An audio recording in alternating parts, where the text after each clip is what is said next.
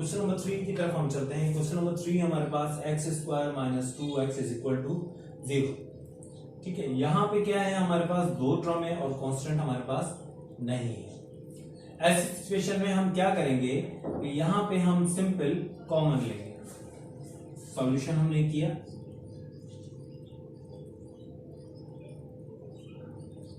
Again आपने question right किया। अब हम क्या करेंगे, इन दोनों में से कॉमन ले लेंगे। इन दोनों में से कॉमन हमारे पास क्या है, x है, जबकि अंदर हमारे पास क्या रिमेनिंग बचा, x minus 2 is equal to 0। अब यहाँ पे सिचुएशन हमारे पास क्या आ जाती है, वही x इज इक्वल टू 0।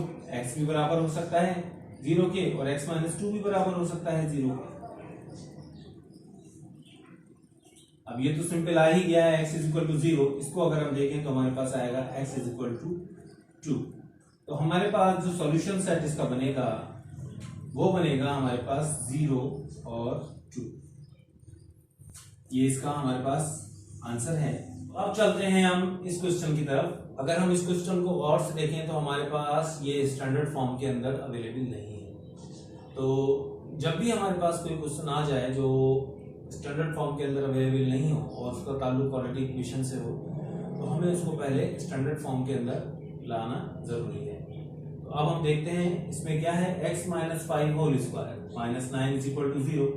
अब ना तो यहाँ पे x की डिग्री हमारे पास 2 है, कोई दूसरा वेरिएबल भी x मौजूद नहीं है। तो अगर हम इसको देखें तो हमारे पास x माइनस 5 होल स्क्वायर है।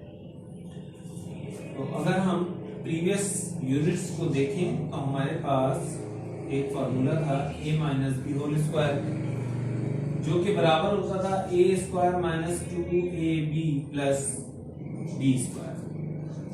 ये हमारे पास फॉर्मूला है जी। ये फॉर्मूला सबसे पहले हम x माइनस 5 होल स्क्वायर के ऊपर अप्लाई करेंगे।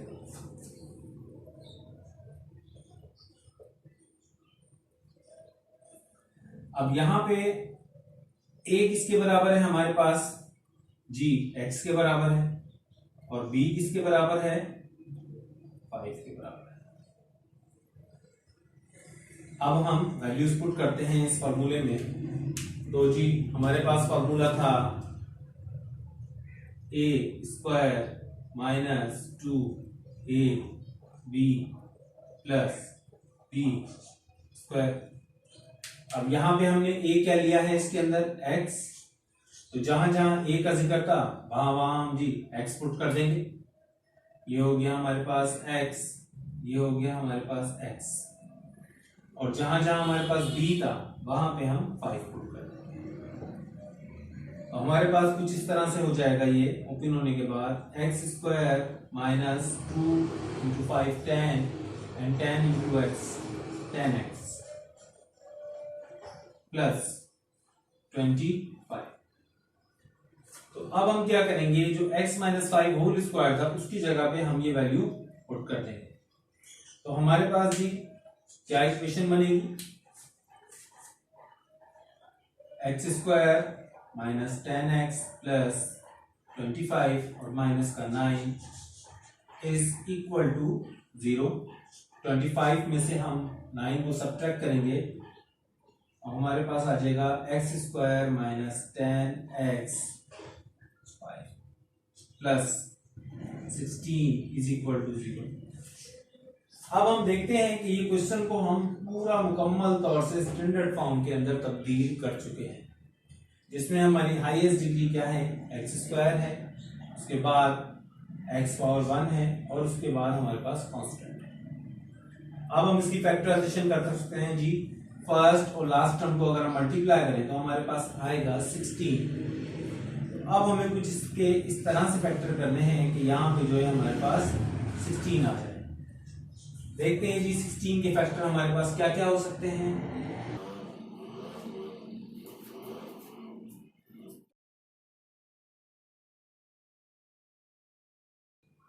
4 इंटू 4 इज इक्वल टू 16। एक फैक्टर तो हमारे पास आया 2 इंटू 8 इज इक्वल टू 16। दूसरा फैक्टर था 4 इंटू 4 इज इक्वल टू 16। अब हम देखते हैं जो हमारे पास 16 आ रहा है, अगर हम इन दोनों को करें तो यहाँ पे हमारे पास आ रहा है प्लस का 16। हमें चाहिए माइनस का 10। अगर हम 2 + 8 करते हैं तो जी बनेगा हमारे पास प्लस का 10। अगर हम -2 और -8 करते हैं तो हमारे पास बनेगा माइनस का 10। तो जो इसके फैक्टर होंगे हमारे पास वो होंगे -2 और -8। ये तो सिंपली रिजेक्ट ही हो जाएगा, क्योंकि अगर हम इन दोनों को ऐड करेंगे तो हमारे पास बन रहा है 8, जबकि हमें चाहिए 10। तो इसको हम रिजेक्ट कर देंगे और इसको ही हम फॉलो करेंगे। तो जी हमारे पास जो इसके फैक्टर्स हो जाएंगे वो क्या हो जाएंगे, x² -2x -8x + 16 = 0। फिर वही हम प्रोसेस रिपीट करेंगे। स्टार्टिंग की दो टर्म से हम कॉमन ले लेंगे। यहां से हमने x कॉमन लिया, हमारे पास जो रिमेनिंग बचा वो x -2। यहां से हम माइनस का 8 कॉमन लेंगे तो हमारे पास यहाँ क्या बचेगा, -8 कॉमन आ गया, हमारे पास क्या बचा x। अब यहाँ पे देखो, अगर मैं यहाँ पे प्लस लेता हूं तो ये जब मल्टीप्लाई होगा तो यहाँ पे माइनस आ जाएगा, जबकि ऐसा नहीं है, हमें प्लस लेकर आना है। तो इसलिए हम यहाँ से माइनस की साइन रखेंगे ताकि माइनस का 8 जब यहाँ से मल्टीप्लाई हो तो जो भी वैल्यू आए वो हमारे पास पॉजिटिव आए, इसलिए माइनस का साइन यहाँ पे रखेंगे और यहाँ पे 8 2 16 = 0। देन फिर हम इसमें से कॉमन लेंगे। अब ये दो टर्म्स आ गई हैं वही हमारे पास, तो यहाँ से x -2 कॉमन है, यहाँ से भी x -2 कॉमन है, दोनों में से उठा के हम यहाँ रख लेंगे x -2। ठीक है, अब क्या हुआ, जब x -2 हमने इसमें से उठा के यहाँ रख लिया तो हमारे पास क्या रिमेनिंग बचा, x, और यहां से भी उठा के यहाँ रख लिया तो हमारे पास क्या बचा, -8 = 0। अब जी हमारे पास x -2 = 0 एंड x -8 = 0। अब यहां से अगर हम x की वैल्यू निकालते हैं तो माइनस का 2 है, ये उस तरफ जाएगा तो क्या हो जाएगा, पॉजिटिव का 2 हो जाएगा। और यहाँ पे जो हमारे पास x है वो माइनस का 8 है, जब ये उस तरफ जाएगा तो हमारे पास क्या हो जाएगा, पॉजिटिव का 8 हो जाएगा। तो इसका भी जो हमारे पास सॉल्यूशन सेट बनेगा वो बनेगा 2 and 8। तो ये हमारे पास क्या है, इसका आंसर है जी। तो बढ़ते हैं अब आगे। आपके जो इंपॉर्टेंट क्वेश्चन थे वो मैं तकरीबन इसमें से आपको सॉल्यूशन मेथड भी बता दिया है, और जितना कोशिश यही की है कि जितना इजी वे में मैं आपको डिस्क्राइब कर सकूं मैंने आपको किया है। उम्मीद है आपको ये सारे क्वेश्चन समझ आए होंगे। अब काइंडली आप अपना होमवर्क नोट कर लीजिए। तो इसी क्वेश्चन से रिलेटेड मैंने आपको 4 क्वेश्चंस दिए हैं, जो ऑलरेडी मैं आपको एक क्वेश्चन यहाँ पे सॉल्व करा चुका हूँ।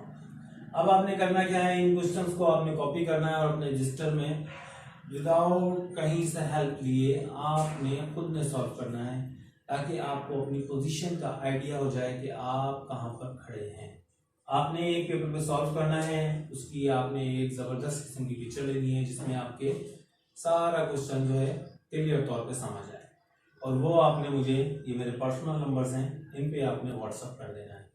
तो मिलते हैं आपसे अगली वीडियो में। अभी तक के लिए दिए इजाजत मुझे।